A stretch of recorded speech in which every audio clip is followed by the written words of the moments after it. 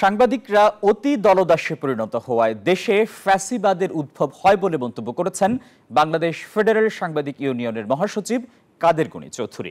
রবিবার দুপুরে কক্সবাজার প্রেস ক্লাবে আয়োজিত কক্সবাজার সাংবাদিক ইউনিয়নের নির্বাচন কেন্দ্রিক আলোচনা সভায় প্রধান অতিথির বক্তব্যে তিনি এসব কথা বলেন গত 17 বছর দেশের সাংবাদিকদের একটা অংশ ফ্যাসিবাদের জাতাকলে নিষ্পেষিত হয়েছে। সাদাকে সাদা বলা যায়নি।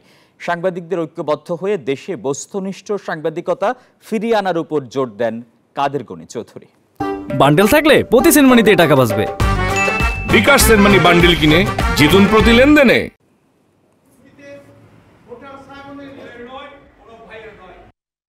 আমি সুস্পষ্ট ভাষায় বলতে চাই, সাংবাদিকতা হবে পুরুষত্ব, আংশিক সত্য নয়।